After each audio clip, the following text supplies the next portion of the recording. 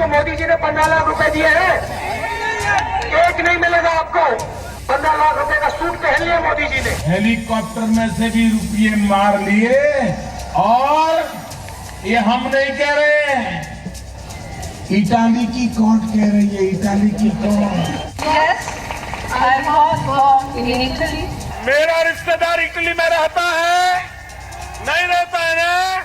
अब वहां की कोर्ट ने कहा कि हिंदुस्तान की पिछली सरकार में कुछ लोगों ने पैसे खाए हैं। The sole objective of Prime Minister Modi is to indulge in character assassination of their political opponents. அனைத்து இந்திய அண்ணா திராவிட முன்னேற்ற கழகம் மட்டும்தான் एक ही पार्टी ऐसी है, भारतीय जनता पार्टी, जो यहाँ सरकार बनाएगी तो एक भी बांग्लादेशी घुसपैठिया घुस न पाए।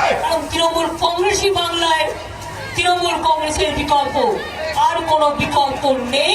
कांग्रेस भ्रष्टाचार करने का अपना स्वभाव नहीं छोड़ती, और कम्युनिस्ट हिंसा करने का अपना स्वभाव नहीं छोड़ते।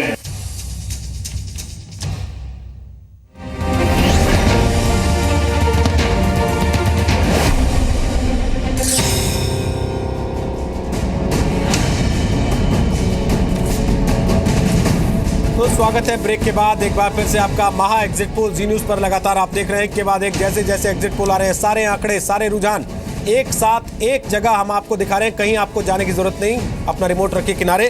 सभी चैनल्स के सर्वे और रुझान एक साथ एक जगह। नॉर्थ ईस्ट में पहली बार बीजेपी की धमाकेदार एंट्री के संकेत अब दिखाई दे रहे हैं। दो एग्जिट पोल ऐसे हैं जो ये कह रहे हैं कि असम में बीजेपी की सरकार बन सकती है। मतलब ये कि कांग्रेस के हाथ से एक और राज्य जा सकता है इस चुनाव के नतीजे आने के बाद। कुल मिलाकर 8 राज्य दोनों बड़ी पार्टियों के पास इस वक्त देश में, जिन राज्यों में उनकी सरकारें, और इनमें से एक कांग्रेस के खाते से और कम हो सकता है, यानी कि असम, जहां बताया जा रहा है कि एग्जिट पोल, दो बड़े एग्जिट पोल ये कह रहे हैं बीजेपी की सरकार हो सकती है। और दूसरी बड़ी खबर पश्चिम बंगाल से, जहां पर ममता बनर्जी की वापसी का रास्ता अब साफ दिखाई दे रहा है। कम से कम अनुमानों के मुताबिक जो अब तक एग्जिट पोल आ रहे हैं वो ये कहते हैं कि ममता बनर्जी काफी दमखम के साथ वापस लौट सकती हैं। जी हां, आज तक का एग्जिट पोल ममता बनर्जी को 233 से 253 तक सीटें दे रहा है। और इंडिया टीवी सी वोटर का एग्जिट पोल आप इस वक्त अपने टेलीविजन स्क्रीन पर देख रहे हैं, जो 163 से 171 सीटें ममता बनर्जी को दे रहा है। कांग्रेस को 41 से 49 सीटें दे रहा है, और बीजेपी के खाते में 2 से 6 सीटें अधिकतम यहां पर आती दिखाई दे रही हैं। लेफ्ट और साथियों के हाथ में 71 से 79 तक सीटें आ सकती हैं। और ये असम की तस्वीर है, आप देख सकते हैं।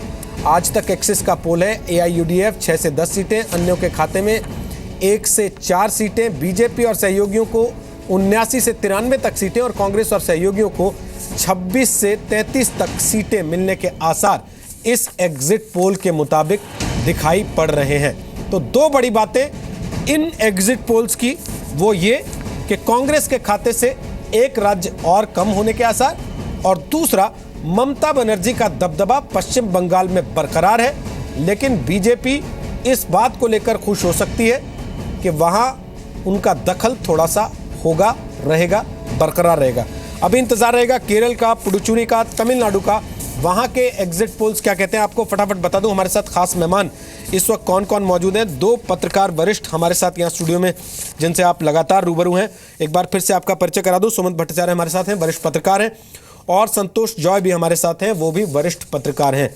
इनके अलावा सोमनाथ सिंह रॉय हमारे साथ कोलकाता से लगातार बने हुए हैं, वो TMC के समर्थक हैं। चरणजीत सापरा आ गए, कांग्रेस के प्रवक्ता हैं, और अमन सिन्हा बीजेपी के प्रवक्ता हैं, जो कि वकालत भी करते हैं साथ साथ। तो सबसे पहले अमन सिन्हा, असम में बीजेपी की सरकार के संकेत 2 एग्जिट पोल दे रहे हैं। ऐसा ही संकेत आप लोग खुद भी दे रहे थे, तो आप लोग निश्चिंत हैं अब इन एग्जिट पोल के बाद कि पक्का है अब तो?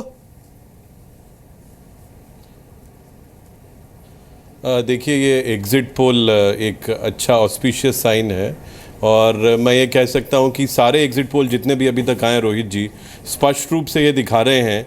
और मैं खाली असम की बात नहीं करता, 5 प्रदेशों में अगर बीजेपी का हाईएस्ट वोट शेयर कभी आया है या सबसे ज़्यादा सीटें आई हैं, तो वो इन इलेक्शंस में हम लोगों को देखने को मिलेगा। आसाम में अपने आप में बहुत बड़ी उपलब्धि है भाजपा के लिए, क्योंकि अभी तक वहाँ पे नॉर्थ ईस्ट में बीजेपी की अपनी दमखम पे सरकार आना, लोग इसको समझते थे कि ये कोई अव्यावहारिक बात है और इम्प्रैक्टिकल है, और ये रियलिटी में टर्न आउट होने जा रहा है।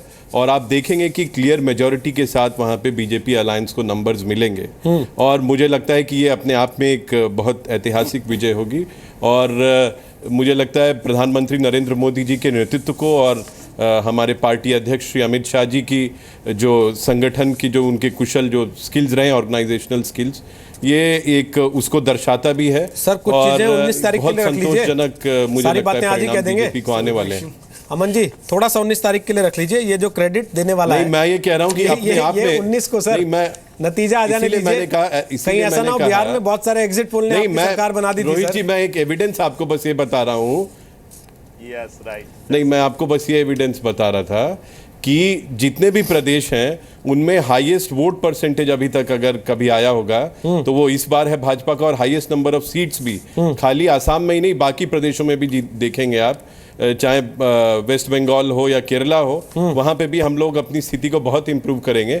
और इसकी बिना पे मैं कह रहा था, कई लोग ये जो आरोप लगाते हैं, इस तरह का एलिगेशन लगाते हैं कि बीजेपी का राष्ट्रीय स्वरूप नहीं है, तो उन सब लोगों को ये एक बिफिटिंग रिस्पांस है और स्पष्ट रूप से रिफ्लेक्ट करता है कि प्रधानमंत्री नरेंद्र मोदी जी की लीडरशिप को पूरे देश में एक्नॉलेज किया जा रहा है, और उन पे भरोसा करके पूरे देश के लोग प्रदेश के चुनाव में भी कई बार वोट कर रहे हैं। मैं जानता हूं सेलिब्रेशन मोड में है सर, आज 16 मई है, निश्चित तौर पे मैं बाहर निकाल नहीं पाऊंगा आपसे, कोशिश करके भी आपको उससे, लेकिन कुछ चीज़ें 19 के लिए रखिए। 19 को भी आपको बहुत सारी बातें कहनी होंगी। जल्दी जल्दी 2 आंकड़े और दिखा देते हैं। इंडिया टीवी सी वोटर का एग्जिट पोल आ गया है केरल का।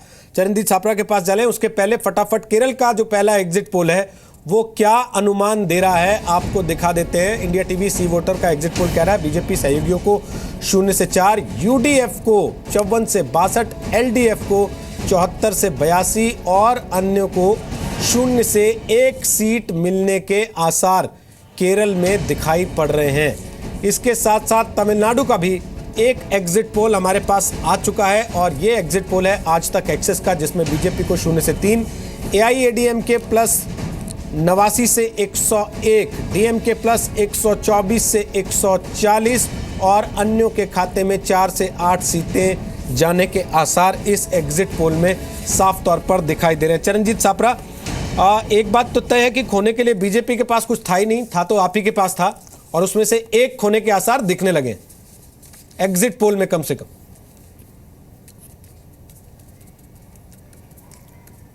नहीं, आपने ठीक कहा कि बीजेपी के पास में ये सारे राज्यों में कुछ खोने के लिए नहीं था, बहुत से राज्यों में तो 0 तक है।